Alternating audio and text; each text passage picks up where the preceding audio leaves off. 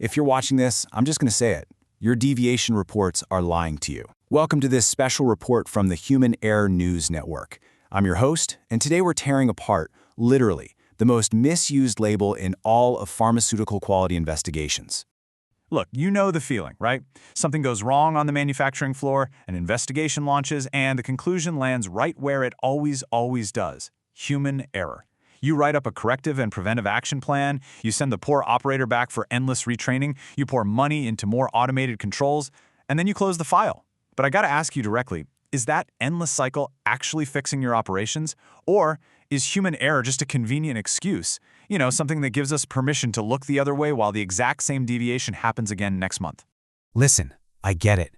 We are all striving for flawless, good manufacturing practices here. But we're kind of trapped, aren't we? Trapped in a system that relies on human perfection.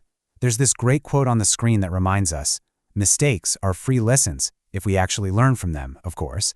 But the reality is, as long as our manufacturing involves human beings, there will always be the potential for human error. We just can't automate away the human element completely. Instead, we've got to fundamentally change how we react to it. So let's get into Section 1, the root cause illusion. Okay, let's dive into this. Closing CAPA reports by blaming an individual without addressing the underlying systemic gaps, that is exactly why your failures keep coming back. If your investigation ends at human error, well, your train of thought stopped way too early. You still have unanswered questions. The real root cause is almost always something systemic. It's a flaw in the process design, maybe a totally confusing procedure, or resource constraints that literally set your operator up to fail from the get-go. And just look at this number. Right now, across the biopharmaceutical industry, roughly 50% of all process-related deviations are chalked up to human errors. Half! Think about that. If half of your entire system's failures are being blamed on operators, you don't have a personnel problem, my friend. You have a system design problem. A system that constantly points the finger at human error is person-dependent, not process-dependent. And I can tell you for sure, regulators absolutely do not want person-dependent systems. Moving right along, Section 2, building a blame-free culture. Let me ask you something else. Are we actually deterring our operators from reporting issues before they blow up into critical deviations? Just picture your shop floor right now. In a blame culture, workers hide their mistakes to dodge punishment. It's human nature, but that just ensures those root systemic flaws stay hidden and deadly. Now contrast that with a learning culture. By creating a blame-free environment, you empower open reporting. You actually use those reports to find the hidden traps in your procedures without anyone fearing retaliation. That mental shift from who did this to what system gap allowed this to happen, that's exactly what separates organizations that continuously improve from the ones that are just spinning their wheels. Which brings us to Section 3, designing documents for humans. All right, let's change the stakes for a second here. We talk a whole lot about culture, but what if your documents are actually the very things sending your team up to fail? The pharmaceutical industry is, honestly, world-class at overcomplicating simple tasks. But this document pyramid you're seeing, it brilliantly clears that mental clutter. See, when you hand an operator an SOP that just throws theory, policy, and step-by-step instructions into a blender, you create massive cognitive overload. By dividing paperwork up, separating knowledge documents for the why, working documents for the how, and data collection documents for real-time evidence, you give your operators exactly what they need, right when they need it. And when you do create those working documents, you've got to design them for the actual human brain. Target 30% white space so the page isn't just this intimidating wall of text. Use short sentences, simple language. Group instructions into really clear visual blocks and stick those GHS hazard symbols right up front so they can't be missed. By doing this, just changing the visual layout to match how humans actually process information, case studies prove you can slash batch record pages by 60%. 60%, that's huge. And when you see this in practice, wow, the difference is night and day. Notice the visually clean lines here, the crisp checkboxes, the immediate visual cues in this work instruction. It doesn't look like some dense legal contract, right? It actually looks like an operational tool. It's totally designed to guide the eye and physically prevent someone from skipping a step. All right, Section 4, competence over compliance training. Okay, here is a hard truth about standard ops. A dog can be trained, but humans need to be educated. The old industry standard of just dumping a 50-page SOP on an operator's desk and telling them to read and understand it, well, That's just a compliance exercise.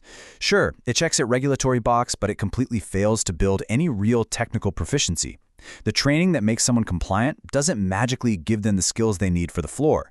We've got to shift to task-based competence. We need operators who are adaptive, people who can make smart decisions on the fly and who know exactly what to do, and just as importantly, what not to do when things hit the fan.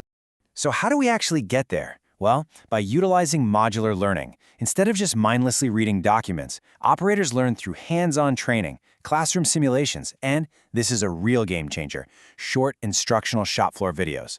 Let's face it, people find visual lessons way easier to digest than endless pages of text. This approach makes sure they grasp not just the how of a task, but the why behind it, and that leads to true, rock-solid competency rather than just blind compliance. Let's move to Section 5, the Error Prevention System. Now you might be wondering, does this whole holistic approach actually work out there in the real world?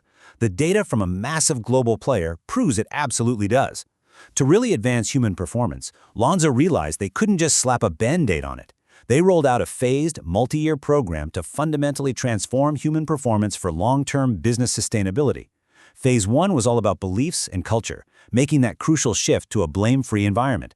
Phase 2 tackled documents and learning, building out those visual SOPs and competence modules we just talked about.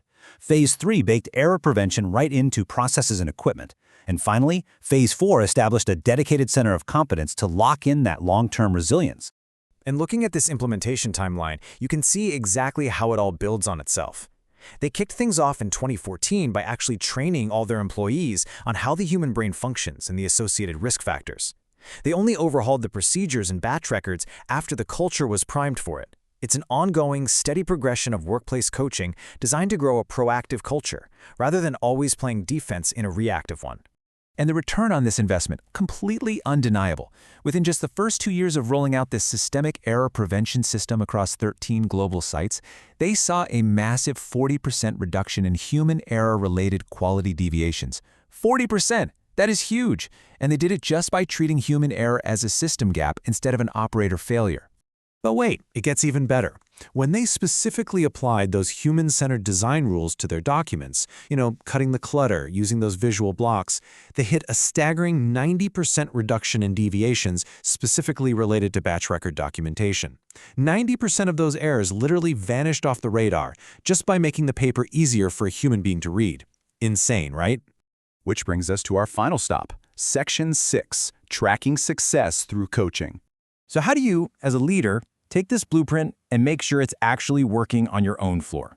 Well, you have to fundamentally change what you're tracking. You got to stop relying entirely on lagging indicators like failure rates. Honestly, measuring the absence of negative events doesn't really tell you if your system is actually getting stronger. You need to start tracking proactive, positive measures.